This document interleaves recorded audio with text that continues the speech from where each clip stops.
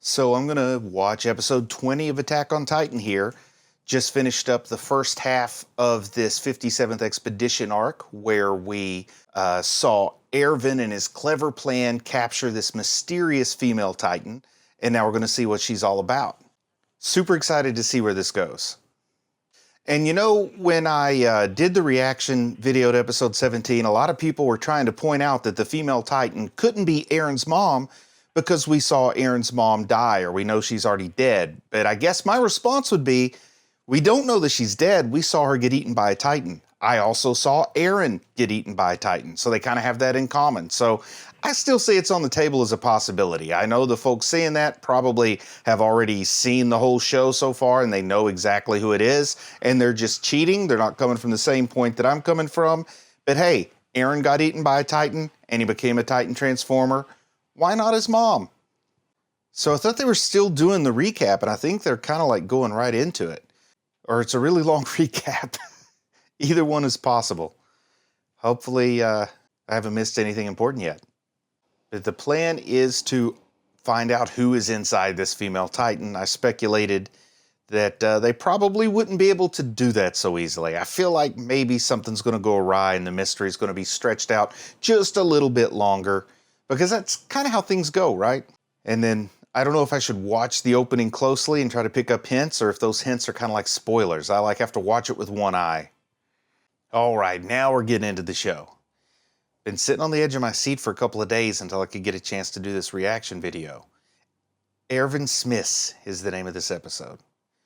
And there she is, all tied up in those cables from that ambush that Erwin set up for her. And Eren's fixated on her just a little bit, wondering what's going to happen here. They're still riding their horses pretty fast. I think those horses deserve a break after everything they've been through. Let them rest. Oh, they're firing more cables at her. Yeah, they want to make sure that they don't leave her any less than as tied up as they possibly can, I think. Because they just emptied them and emptied them. And here we see some of the less interesting Titans trying to get into the forest, trying to climb up the tree here where they have some rear guard. I think this is Krista here. This is interesting. They're just kind of like standing out of reach to keep them occupied with trying to get to them up these trees. And I guess lucky for them, these particular Titans aren't very good tree climbers. But you know, it's about this time when some abnormal tree climbing Titan will come along. It's like the crab walking Titan, only it's a tree climber. Here we've got Mikasa and Potato Girl having a little conversation. I feel like Potato Girl hasn't had enough chance to shine so far. And the folks here in the rear guard on the edge of the forest, they can hear all those guns, those grappling guns, I guess you would call them, firing at the Titan in there that sound like cannons, and I don't think they know what's going on. I guess they wouldn't really have a way to know, right? Nobody's come out to give them a report.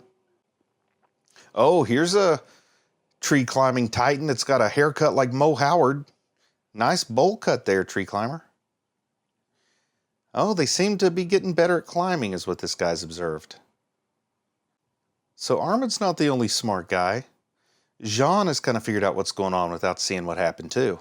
He's kind of figured out from the noises and the events he's seen exactly what the plan is. Good for you, Jean. You've figured out how Erwin is thinking here. And Eren seems to have figured out kind of what we've already speculated. This was Erwin's plan from the get-go. And he's pointing out that he doesn't have that blind faith. Eren's a little bit different than the rest. Oluo particularly doesn't like it. But it looks like Mike agrees here. Mike's sticking up too for Erwin that there might be some reason he wouldn't trust his fellow soldiers here.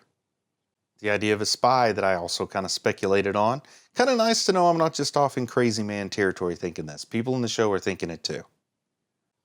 Mo Howard here is really picking an interesting tree climbing technique. He's kind of wedging himself between two trees and pushing himself up.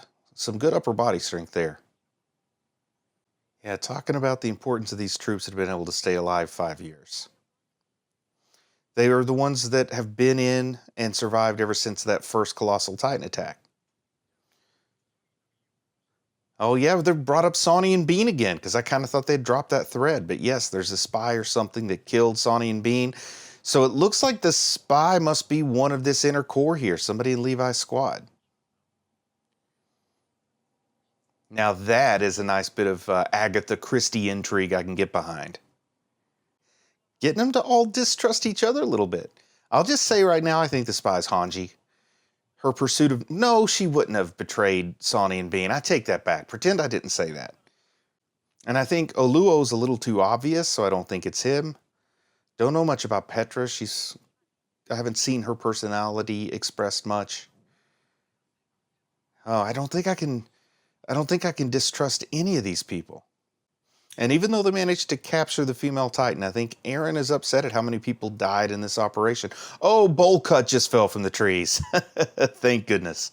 That upper body strength gave out. Yeah, Jean's pointing out, kind of what I thought, that there had to be a secret to the team or else they would have reacted differently. In order for the trap to work, absolutely nobody should be able to know it's a trap, to act in any particular way that would tip their hand to the opponent. Wow, Bowl Cut Titan's having a hard time getting back up after he fell.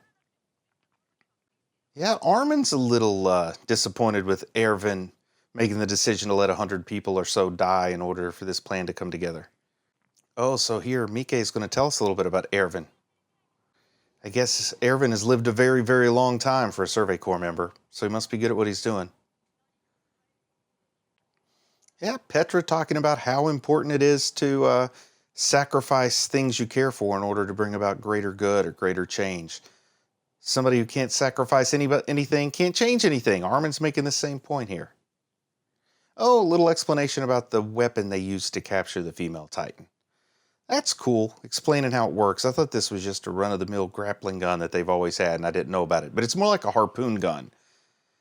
Man, they are still firing harpoons into the female Titan.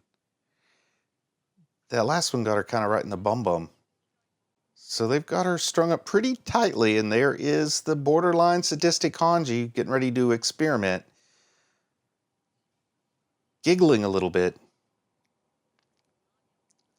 I don't know. Are they trying to get the person in there to leave Oh, what was this? They went to cut the human out of the Titan, and it looks like the hands turned into stone or something solid that broke the blades that were trying to cut it. Yet a new ability of this female Titan. Hands of stone there, lady. Yeah, I knew it wouldn't be so easy, but I wasn't seeing it going like this. I just thought it'd be like King Kong style, break the cords and then start fighting. That is pretty sweet. New powers coming along. Oh, okay, so he points out maybe this is what the Armored Titan does. Oh, and then the little shell comes off, kind of like magic shell on ice cream. Oh, they're breaking out the explosives. They're going to try to explode the hands off of this Titan. Let's see how this goes. There's no way this could possibly go wrong. I've seen a few fireworks injuries in my day. I think they should be careful. Are we going to have a, like, put it in reverse Terry moment coming up soon? But they've used up all their harpoons, but my goodness, look at all those cords or cables or whatever you want to call it, crisscrossing. Kind of a beautiful picture there. It's strung like a tennis racket. Oh. And I think that's Levi on the Titan's head talking a little hard truth to the Titan. All those harpoons sticking all in her head like a pinhead. Levi says he's having fun. Yeah, not me. Whew. That nice, cold, calm demeanor when he's asking, is it okay if we cut off your arms and legs or your hands and legs? That would be enough to scare me into just coming out of the casing if I were the female. Oh, no. Oh, no. Is she going to flex loose from all these cords? Because she's pretty strong and a big bellow coming out of her there. Levi pushed the wrong button, maybe. He might regret trying to intimidate this female Titan here. Potato Girl's eyes are like shivering there from the yell. She's angry but not broken, this female Titan. Oh, wow. I guess they're coming under attack. That's Scream. She is the leader of these aberrant titans. Look at them coming from every direction, he said. They're coming from every different direction into the forest. There's no way they can stop all these titans with their rear guard. Here's where it's going to get nasty for you, Erwin. Were you planning for this, Erwin? Oh, man, Connie. Is the rear guard going to be able to hold him up, or what's going to happen here? Oh, Potato Girl knows what this scream is. The scream of a cornered animal. I guess Potato Girl's from a forest. So she kind of knows what a sticky situation they're getting into. Sasha has some intuition about this. And she looks like a nervous wreck on her face, too. And we've got all these abnormal titans just bounding through the forest. Of course, Levi's squad is there ready to hold them off, but oh, the little toddler titans kind of creep me out the most. I don't know, maybe Crab Walk Titan creeps me out the most, but the ones that look like big head toddlers, they're like second creepiest. They're coming to rescue the Lady Titan.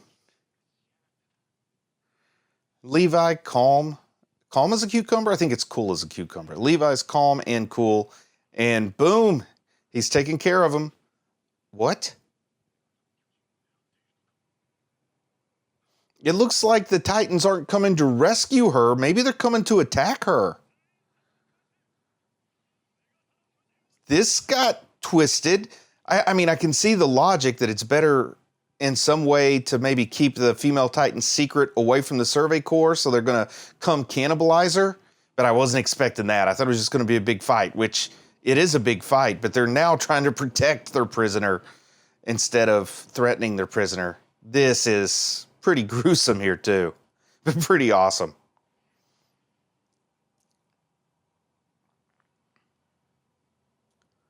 It looks like they've taken some pretty big chunks out of the female Titan.